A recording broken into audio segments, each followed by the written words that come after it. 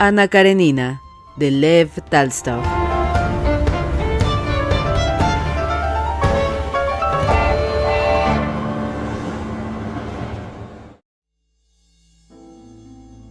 Liovin no podía mirar con calma a su hermano, ni permanecer tranquilo en su presencia. Al entrar en la alcoba del paciente, sus ojos y su atención se nublaban, y no lograba ver ni comprender los detalles del estado de Nicolás.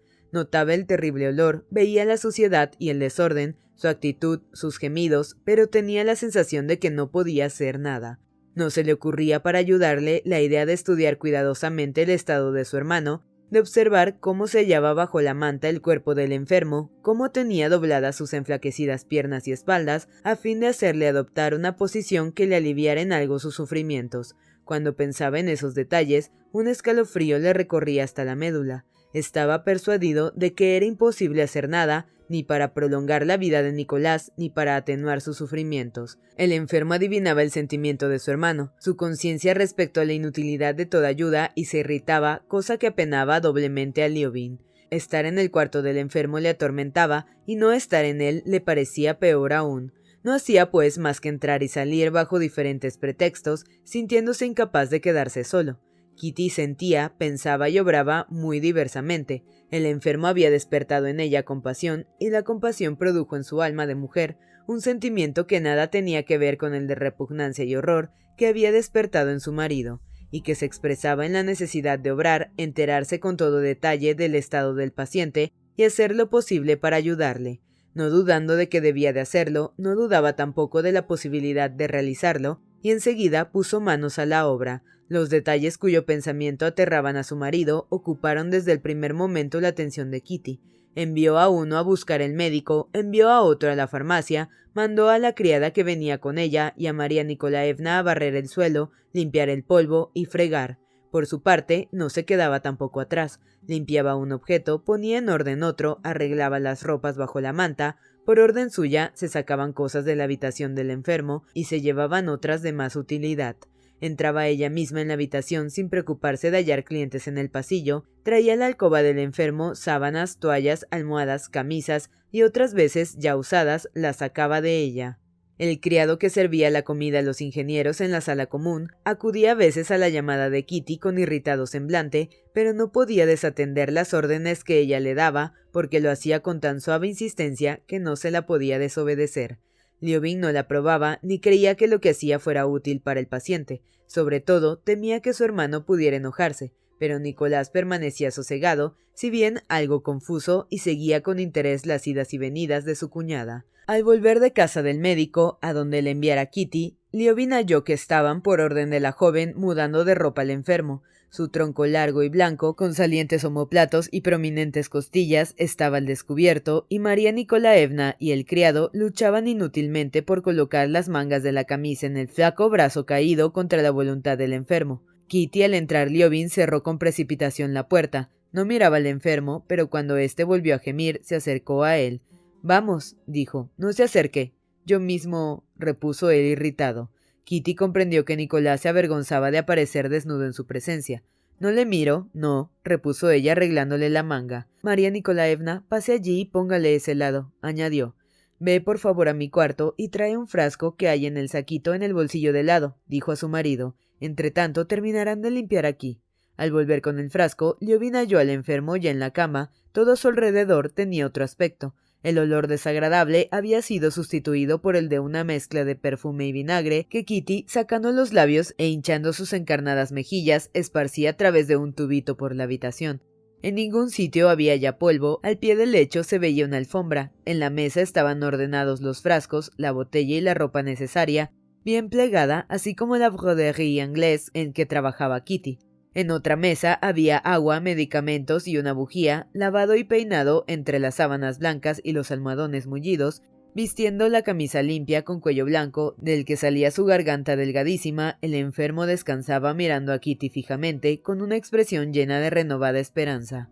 El médico a quien Liovin halló en el casino no era el que hasta entonces atendiera a Nicolás y del que éste se sentía descontento. El nuevo médico aplicó el fonendoscopio, escuchó la respiración del enfermo, meneó la cabeza, prescribió una medicina insistiendo con especial meticulosidad en el modo de administrarla y después ordenó el régimen a observar. Aconsejó huevos crudos y apenas pasados por agua y agua de Seltz, con leche recién ordeñada y una determinada temperatura. Cuando el médico se fue, Nicolás dijo a su hermano algo de lo que éste solo percibió las últimas palabras: «Tu Katia», pero en la mirada de Nicolás, Liovin comprendió que el enfermo estaba lavando. Enseguida Nicolás hizo venir a su lado a Katia, como él la llamaba. «Katia», dijo, «me siento mucho mejor. Con usted me habría curado hace tiempo, estoy muy bien». Le tomó la mano y fue a llevarla a sus labios, pero temiendo que ello le desagradase, desistió de su propósito y soltándole la mano se limitó a acariciarla. Kitty con ambas manos estrechó la del enfermo. «Ahora póngame del lado izquierdo y váyase a dormir», dijo Nicolás. Nadie le entendió excepto Kitty, y lo comprendió porque estaba en todo momento con la atención puesta en las necesidades del enfermo. «Ponle del otro lado», dijo a su marido. «Siempre duerme de ese. Ayúdale. Llamar a los criados es desagradable y yo no puedo». «¿Usted no puede hacerlo?», preguntó a María Nikolaevna. «Le tengo miedo», repuso la mujer. Pese al horror que inspiraba a Liovin enlazar el cuerpo terrible y asir bajo la manta aquellos miembros cuya delgadez le asustaba, animado por el ejemplo de su mujer y con una decisión en el rostro que ella no le conocía, introdujo las manos entre las ropas y tomó a su hermano. A despecho de su fuerza extraordinaria, le asombró el peso de aquellos miembros sin vida. Mientras le volvía al otro lado, sintiendo en torno a su cuello aquel brazo delgado y enorme, Kitty rápidamente, sin que lo notasen, volvió la almohada, la sacudió y arregló la cabeza y cabellos del enfermo, que otra vez se le pegaban a las sienes. Nicolás retuvo en su mano la de Liovin y éste notó que su hermano quería hacer algo con ella, llevándola no sabía dónde. Le dejó hacer con el corazón estremecido. Nicolás llevó la mano de su hermano a la boca y la besó. Agitado por los sollozos y sin fuerzas para hablar, Liovin salió de la habitación.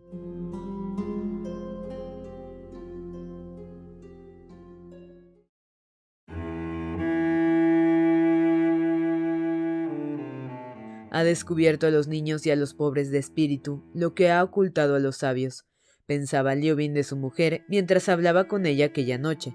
Evocaba las palabras del Evangelio, no porque se considerase sabio, sino porque no podía ignorar que era más inteligente que su mujer y que Agafia Mikhailovna, ni podía desconocer tampoco que cuando pensaba en la muerte lo hacía con todas las fuerzas de su alma. Constábale también que muchos cerebros de hombres habían filosofado sobre la muerte y no sabían sobre ella ni la centésima parte que su mujer y Agafia Mikhailovna.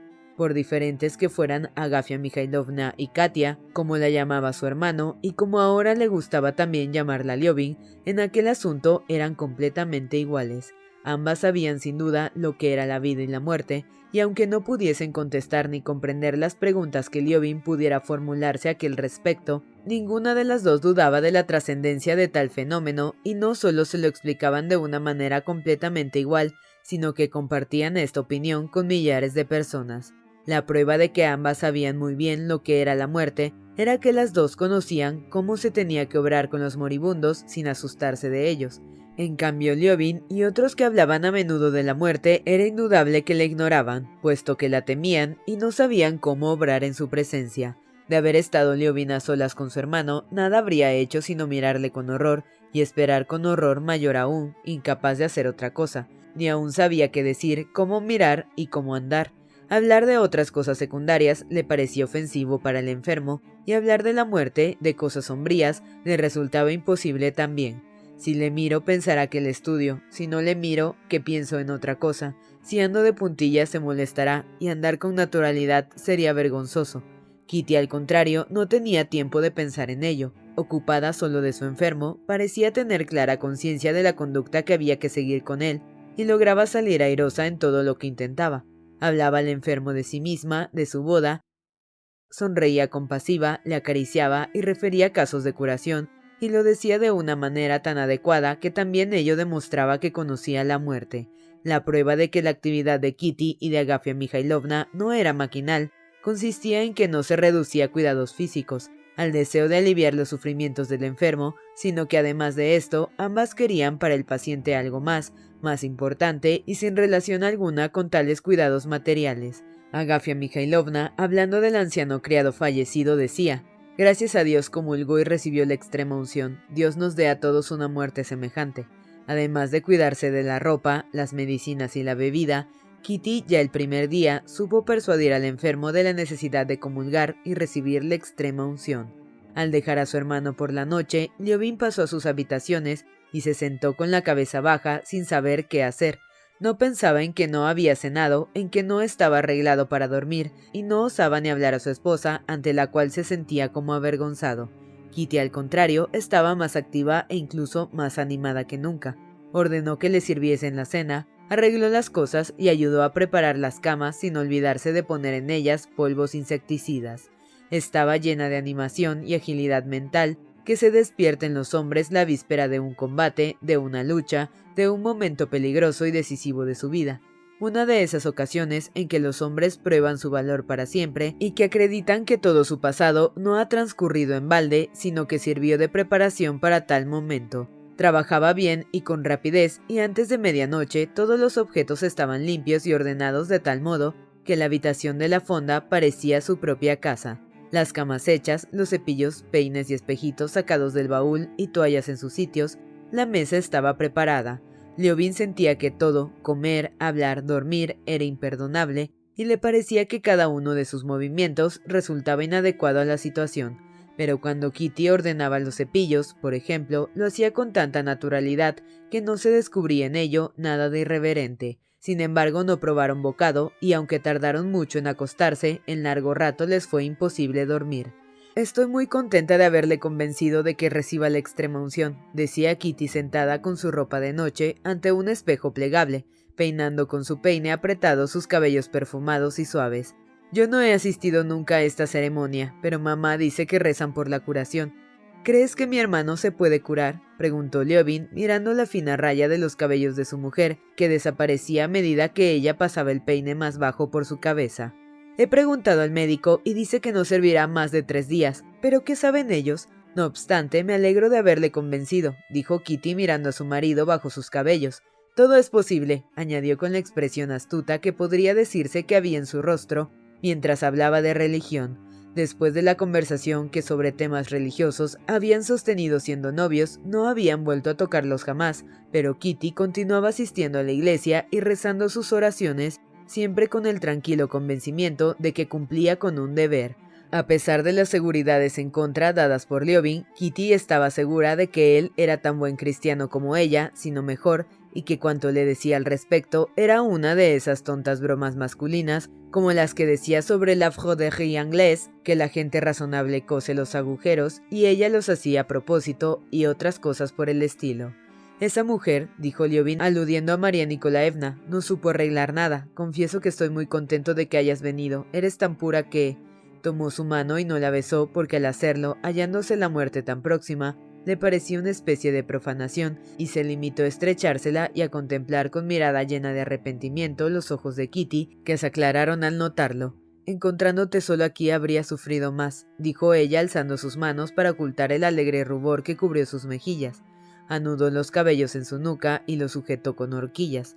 «Antes», continuó, «no sabía nada de esto, pero aprendí mucho en Soden. Es posible que hubiera allí enfermos como él. Los había peores. Me resulta terrible no poder verle como de joven. No sabes lo buen muchacho que era. Yo entonces no le comprendía. Lo creo. Me parece que habríamos sido muy amigos». Y miró a su marido asustada de lo que había dicho. Los ojos se le llenaron de lágrimas. Lo habría sido», repuso él tristemente. «Era de esos hombres que se dice que no están hechos para este mundo. Tenemos muchos días de fatigas por delante. Vamos a dormir», repuso Kitty consultando el minúsculo reloj.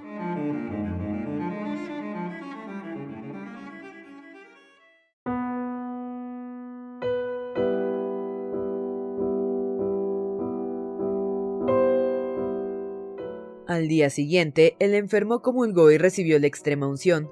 Durante la ceremonia, Nicolás oró con fervor. En sus grandes ojos, fijos en la imagen puesta sobre la mesa, plegada y cubierta con un paño de color, Había tanta imploración vehemente, tanta esperanza, que Liobin le miraba aterrado, porque sabía que aquella imploración y aquella esperanza harían más dolorosa la separación de la vida que su hermano amaba tanto. Liobin conocía a Nicolás y su modo de pensar. Le constaba que su falta de fe no procedía de que le fuera más cómodo vivir sin ella, sino de que poco a poco las explicaciones científicas de los fenómenos universales la habían borrado de su alma. El retorno, pues, de su hermano a la fe no era sincero, hijo de la reflexión, sino momentáneo, egoísta, nacido de una vana esperanza de curarse. Liobin sabía que Kitty había avivado aquella esperanza relatándole casos extraordinarios de curaciones oídas por ella, y esto hacía aún más penosa para él la mirada de ruego y esperanza de su hermano, y la vista de aquella mano que se levantaba con dificultad para trazar la señal de la cruz sobre aquella frente de piel tirante y ante aquellos hombros salientes y aquel pecho hueco y ronco que ya no podía abrigar en sí la vida por la que oraba el enfermo. Durante la ceremonia, Liobin hizo lo que, a pesar de su incredulidad, había hecho en tantas ocasiones, dirigirse a Dios y suplicarle: «Si existes, haz que cure este hombre, y así nos salvarás a él y a mí». A raíz de la extrema unción, el paciente experimentó una repentina mejoría. En una hora no tosió, ni una vez sonreía, besaba la mano de Kitty, le daba las gracias con lágrimas en los ojos, decía que se sentía bien y fuerte, que no le dolía nada y tenía apetito. Incluso se incorporó él mismo en la cama cuando le llevaron la sopa y pidió una croqueta de carne más. A pesar de su estado desesperado y de lo evidente que le parecía con solo mirarle que no podía curar, Kitty y Liobin le hallaron, durante una hora, en un estado indescriptible de feliz y temerosa emoción. «Está mejor, sí, mucho mejor. Es extraordinario. No hay nada de extraordinario. Sea como sea, está mejor». Así se decían el uno al otro en voz baja. El engaño duró poco. El enfermo durmió tranquilamente media hora y luego despertó la tos. De repente, en él y en todos los que le rodeaban desaparecieron todas las esperanzas. La realidad del sufrimiento las había destruido por completo, y ni en Liobin, ni en Kitty, ni en el moribundo quedó rastro alguno de lo que sintiera en aquel momento. Sin ni siquiera aludir a lo que creía media hora antes, hasta como si se avergonzase de recordarlo, Nicolás pidió que le diera a respirar el frasco de yodo cubierto de un papel agujereado. Liobin se lo dio, y la misma mirada de emocionada esperanza con que el enfermo recibió la extrema unción se pintó en su rostro al insistir sobre las palabras del médico de que el aspirar yodo produce milagros.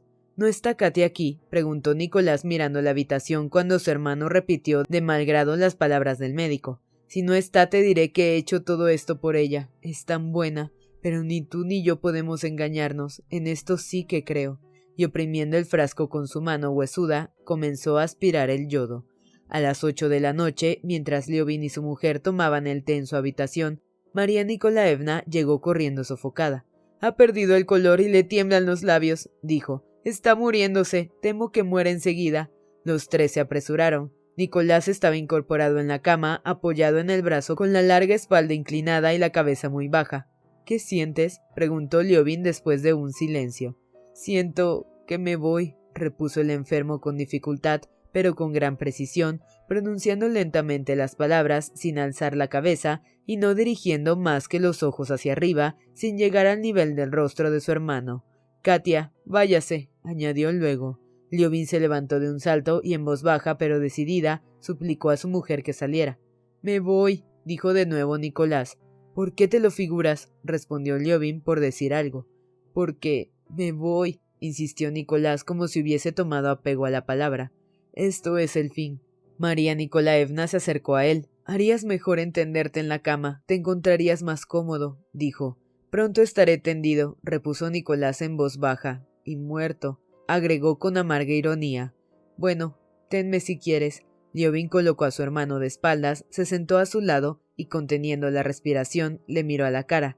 El moribundo yacía con los ojos cerrados de vez en cuando, los músculos de su frente se movían como el hombre que piensa en algo con insistencia y profundidad.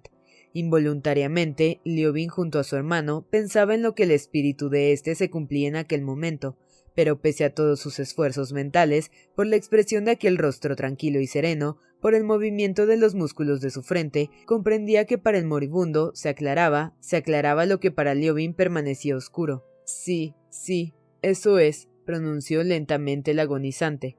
«Espere», y cayó de nuevo. «Eso es. volvió a decir tranquilizado como si todo se hubiese ya hecho claro para él. «Oh, Dios mío», exclamó con un hondo suspiro. María Nikolaevna le tocó los pies. «Se le están poniendo fríos», dijo. Durante largo rato, según le pareció a Liovin, el enfermo permaneció inmóvil, pero aún vivía y de vez en cuando suspiraba. Liovin se sentía cansado de su tensión mental, pero a pesar de ello no podía comprender lo que su hermano definía como aquel «eso es», y veía que el moribundo le había dejado atrás hacía rato. Ya no pensaba en la muerte en sí, sino en lo que debía hacer ahora: cerrarle los ojos, vestirle, tapar el ataúd, y lo que era más extraño, se sentía indiferente del todo. No experimentaba ni pena ni dolor por la muerte de su hermano, y menos aún piedad por él. Más bien experimentaba un sentimiento de envidia por lo que sabía ahora el agonizante, y él ignoraba. Mucho tiempo permaneció junto al lecho, esperando el fin, pero el fin no llegaba. La puerta se abrió y Kitty apareció en el umbral. Liovin se levantó para detenerla, mas al disponerse a hacerlo, sintió un movimiento del moribundo. «No te vayas», dijo Nicolás adelantando la mano. Liovin se la tomó y con la otra hizo a su mujer una enojada señal para que saliera. Media hora, una hora, permaneció con la mano del agonizante en la suya. Ya no pensaba en la muerte, pensaba en lo que estaría haciendo Kitty, que se encontraba en la habitación de al lado. En sí, el médico tendría casa propia y sentía deseos de comer y dormir. Soltó suavemente la mano de Nicolás y tocó sus pies. Estaban fríos, pero el enfermo respiraba aún. Otra vez, Liovin se dispuso a irse hacia la puerta, y otra vez su hermano se movió y dijo: «No te vayas».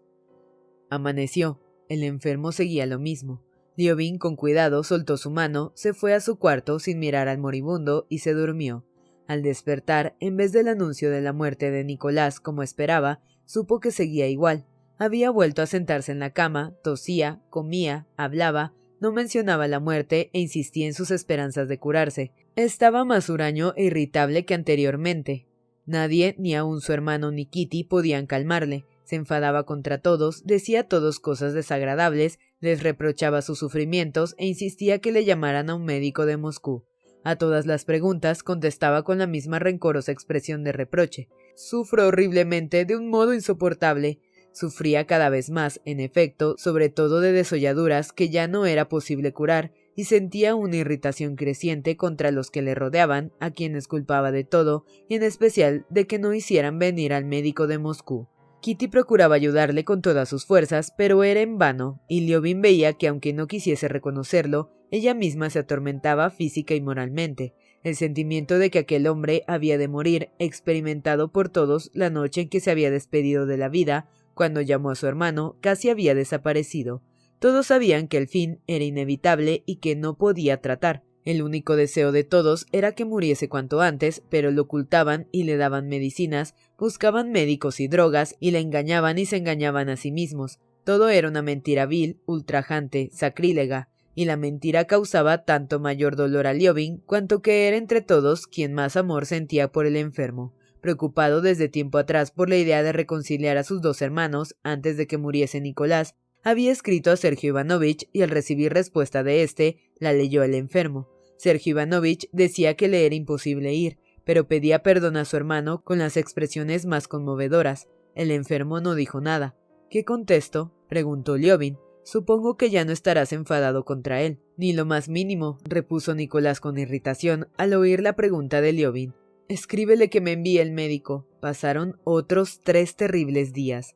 El enfermo seguía igual. Cuantos le veían experimentaban ahora el deseo de que muriese pronto. El dueño y el criado de la fonda, todos los huéspedes, el médico, María Nikolaevna, Liovin y Kitty. El único que no lo expresaba era él, que continuaba por el contrario indignándose de que no hiciesen venir el médico de Moscú. Seguía tomando medicinas y hablaba continuamente de vivir. Solo en algunas ocasiones, cuando el opio le proporcionaba el olvido de sus sufrimientos, decía medio dormido lo que los demás pensaban en su interior. «Ojalá venga el final cuanto antes», o bien, «¿cuándo terminará todo esto?». Los sufrimientos, aumentando gradualmente, le preparaban para la muerte. Cualquier posición que adoptase le hacía sufrir, no perdía en ningún momento la conciencia de su estado, y no había un lugar ni un músculo de su cuerpo que no padeciera y le atormentara. Hasta el recuerdo, la impresión, la idea de aquel cuerpo despertaban en él tanta repugnancia como el cuerpo mismo. La presencia de los demás, sus conversaciones, los propios recuerdos, todo eran para él motivo de martirio.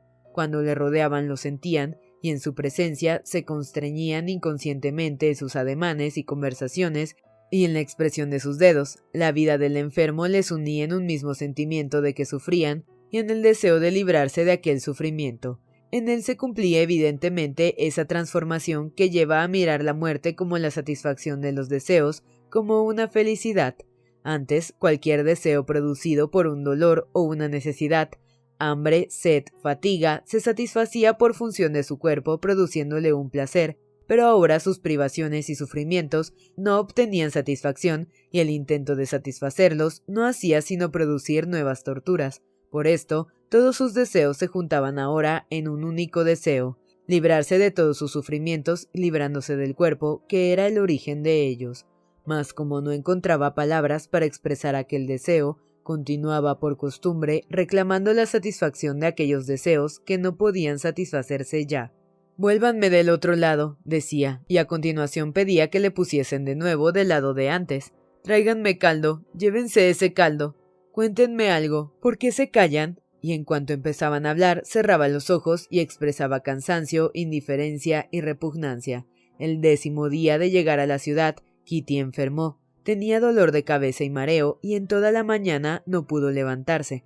El médico afirmó que la enfermedad provenía de fatiga y emociones y le recomendó tranquilidad espiritual. Pero después de comer, Kitty se levantó y fue como siempre con su labor a la habitación del enfermo. Él la miró seriamente al verla entrar y sonrió con desagrado cuando Kitty le dijo que se sentía mal. Todo aquel día el enfermo estuvo sonándose sin cesar y gimiendo. De repente, su rostro se aclaró por un momento y bajo el bigote se dibujó una sonrisa. Las mujeres allí presentes comenzaron a arreglarlo. «¿Cómo se encuentra?», le preguntó Kitty. «Me duele», repuso él con dificultad. «¿Dónde?». «En todas partes».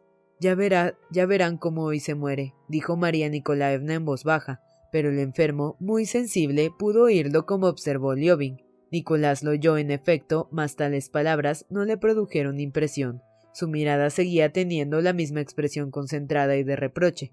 «¿Por qué piensa usted eso?», le preguntó Liovin cuando salió con ella al pasillo. «Porque ha estado cogiéndose», respondió María Nikolaevna. «¿Qué quiere decir cogiéndose?». «Esto», dijo María Nikolaevna, tirando de los pliegues de su vestido. Liovin notó que en efecto Nicolás se pasaba el día cogiéndose las ropas y tirando de ellas como para arrancárselas. La predicción de la mujer fue exacta.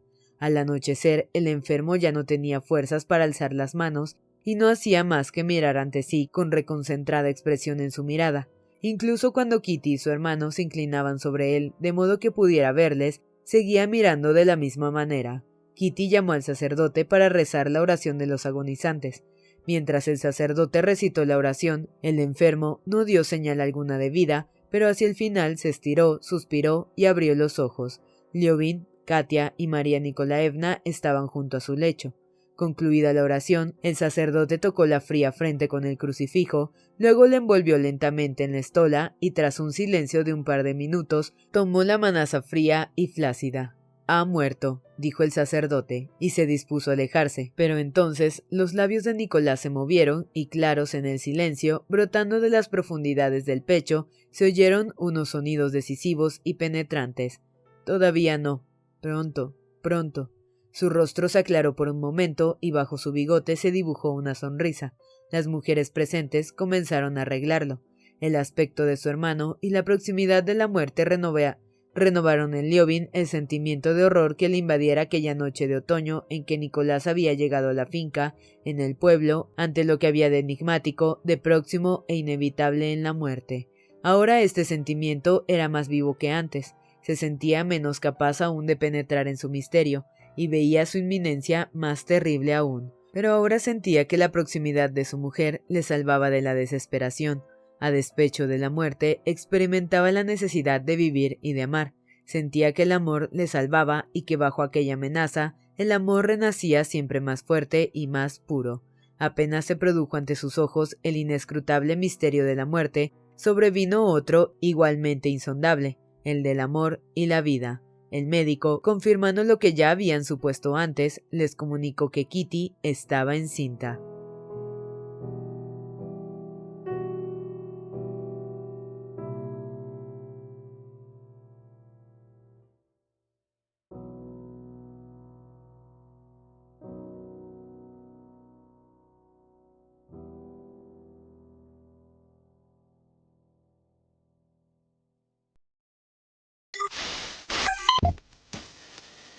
No te pierdas la continuación de esta historia.